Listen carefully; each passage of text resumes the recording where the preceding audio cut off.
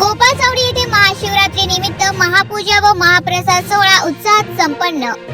श्री गुरु विठ्ठलनाथ महाराज देवस्थान गोपाळ चावडी येथे महाशिवरात्रीच्या पावन वर्षानिमित्त आयोजित करण्यात आलेल्या महापूजा व महाप्रसाद सोहळा शनिवारी दिनांक 14 फेब्रुवारी 2026 रोजी भक्तिमय वातावरणात उत्साहात संपन्न झाला। दिवसभर चाललेल्या विविध धार्मिक कार्यक्रमांमुळे परिसरात आध्यात्मिक वातावरण निर्माण झाले होते।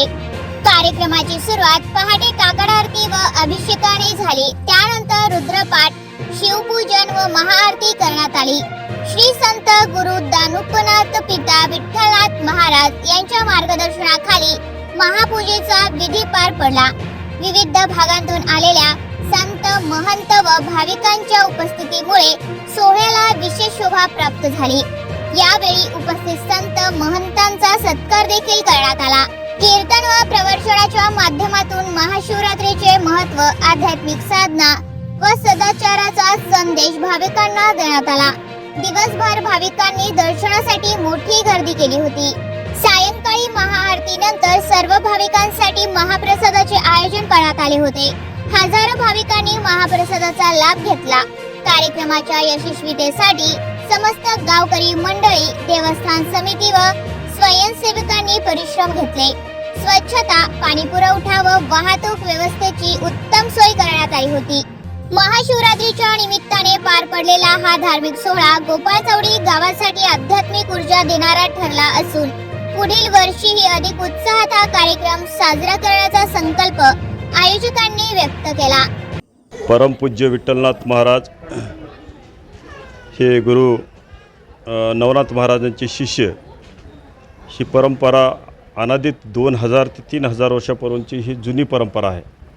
श्री विठ्ठलनाथ महाराज यांना खजाबंदनावाज यांचा साक्षात्कार झाला आणि त्या साक्षात्कारातून हे जवळच संस्थान असलेलं श्री गौतमेश्वर महादेव मंदिर, तारातीर्थ आणि वामठ त्या ठिकाणी त्यांनी साधना केली आणि त्याच साधनेतून ही गोपाळ चावडी, गो म्हणजे गाई, गाईचं रक्षण करणारे भगवान कृष्ण परमात्मा त्यांच्या सानिध्यात राहून श्री गुरु विठ्ठलनाथ महाराज जे मातंग समाजामध्ये जन्मूनसुद्धा त्यांनी एक वेगळ्या प्रकारचा एक आध्यात्मिक अभ्यास करून जे चमत्कारिक रूप दाखवून वेगवेगळ्या प्रकारचे दुःखी कष्टी लोक या ठिकाणी संस्थांवर यायचे।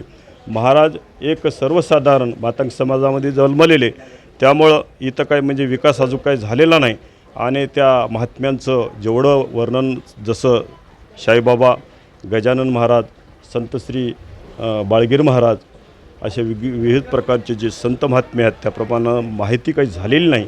तर माझी कृपा एक विनंती सरकारला आणि सर्व भाविक भक्तांना विनंती आहे की जडमूट आहेत, जे समजा परमार्थामधून कोसो दूर आहेत, परमार्थ म्हणजे मी ते म्हणत नाही, परंतु ज्यांना कशाही प्रकारचं 4 वेद 6 शास्त्र 18 पुराणांचं हे ज्ञान नसल्यामुळं विठ्ठलनाथ महाराजांच्या लक्षात आलं ते शेत व लोकांची बटावी शेत करत असताना त्यांनी या मातंग समाजातील, बौद्ध समाजातील, आदिवासी समाजातील ज्यांना कोणी जवळ धरत नाही अशा प्रकारच्या साधू संत भक्तांना जवळ धरून अशा वेगळ्या प्रकारचा दत्तनामाचा मंत्र देऊन हे जडमुडीत अंकित साधू संतांना किंवा अशा प्रकारचं की वेगळं चमत्कारिक आणि त्याचेच परमपूज्य आमचे दामो महाराज त्यांचे पुत्र सर अशा प्रकारचं आम्ही जे आहेत, तर हे आनंद संप्रदाय किंवा वेगळ्या प्रकारचा जे संप्रदाय आहे, तर या मी तर म्हणतो की आमची प्रसिद्धी नाही, कारण आम्ही दलित मागासवर्गीय असल्यामुळं किंवा जडमुडीत असल्यामुळं हे तर खरं म्हणलं तर एक आमची की रीतिरिवाज आहे, हे शासनानं याचा घ्यायला पाहिजे। हां, याच्यामध्ये दखल 5 मिनिटं का माननीय कलेक्टर साहेबांनी किंवा BJP सरकारनं हे हिंद की चादर म्हणून कार्यक्रम घेतला, आम्ही त्यांचं अभिनंदन करतो। परंतु माळेगावच्या काही जत्रा असतात, आमच्या गौतमेश्वर महादेव मंदिरावर काही यात्रा असतात, ही यात्रा नसते, ही एक संत समागम असते आणि त्या संत समागमामधून दामो महाराजासारखे परमपूज्य संत हे त्यांना एक सत्मार्ग दाखवतात, चांगला मार्ग दाखवतात, जेणेकरून हे गरिबातले गरीब कशी या भारतामध्ये सुधारणा होईल आणि त्याला आध्यात्मिक ज्ञान कसं प्राप्त होईल तर मी या ठिकाणी नांदेडचे बी राजकीय लोकप्रतिनिधी मी विनंती करतो की त्यांनी अशा कार्यक्रमाची दखल घ्यावी.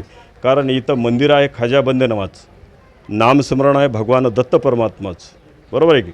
आणि वेगळ्या प्रकारचा एक चमत्कार आहे.